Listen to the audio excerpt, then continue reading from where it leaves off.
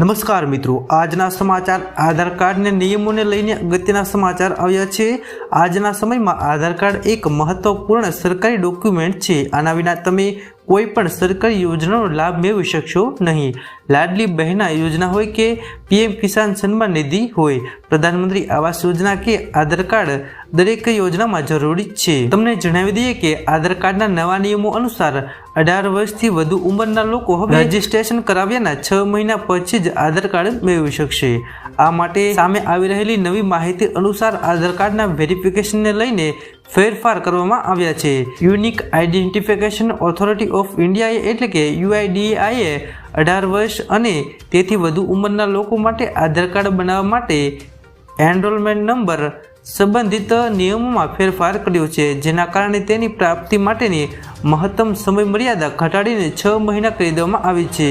તમને જણાવી દઈએ કે 18 વર્ષ કે તેથી વધુ ઉંમરના લોકો આધાર કાર્ડ માટે નોંધણી કરાવે છે તો UIDAI દ્વારા રાષ્ટ્રીય, રાજ્ય, જિલ્લા અને સ્થાનિક સ્તરે વેરિફિકેશન કરવામાં આવશે। તમે જે કેન્દ્રથી આધાર કાર્ડ માટે નોંધણી કરાવો છો ત્યાંથી તમારો ડેટા બેંગ્લોરમાં સ્થિત આ જે સંસ્થા છે ત્યાં મોકલવામાં આવશે। અહીંથી ડેટા રાજ્ય કક્ષાએ મોકલવામાં આવશે, આ પછી તેને જિલ્લા કક્ષાએ મોકલવામાં આવશે। તમને જણાવી દઈએ કે હાલમાં રાજ્ય અને જિલ્લા સ્તરે વેરિફિકેશન શરૂ કરવામાં આવ્યું છે।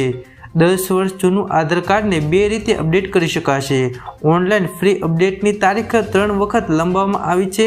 આ ગયા મહિને જ લંબાવવામાં આવી હતી, જેમાં 14મી જૂનથી 14મી સપ્ટેમ્બર સુધી છેલ્લી તારીખ નક્કી કરવામાં આવી છે।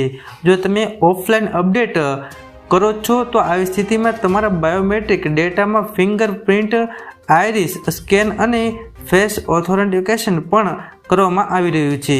સુરક્ષામાં પાસાઓને ધ્યાનમાં રાખીને આધાર કાર્ડ અપડેટ ફરજિયાત કરવામાં આવ્યું છે, જેમાં જેમણે 2010 થી 2011માં આધાર કાર્ડને એનરોલમેન્ટ કરાવ્યું હતું તેમને મૌખિક માહિતી આપીને આધાર કાર્ડ બનાવવામાં આવ્યું હતું। તેમાંથી ભોપાલના લગભગ 17 કેસ નકલી હોવાનું જાણવા મળ્યું છે। નવું આધાર કાર્ડ મેળવવા માટે તમારે કેટલીક સરળ પ્રક્રિયાઓ કરવી પડશે। આ માટે તમારે સૌ પહેલાં નજીકના આધાર એનરોલમેન્ટ સેન્ટર પર જવું પડશે। હવે તમારા મનમાં સવાલ ઉઠી હશે કે આધાર સેન્ટર ક્યાં બનાવાશે? તમે આ ખૂબ જ સરળતાથી શોધી શકો છો। સૌપ્રથમ UIDAIની સત્તાવાર વેબસાઇટ પર જાઓ અને તમારા ઘરની નજીકનું આધાર કેન્દ્ર શોધો અને તેને પસંદ કરો, જેથી તમે આધાર કેન્દ્રને ઓનલાઈન એપોઇન્ટમેન્ટ લઈ શકો છો। મિત્રો, આધાર કાર્ડ બનાવવા માટે જરૂરી ડોક્યુમેન્ટ: જો જૂના અથવા તો નવા આધાર કાર્ડની નકલ।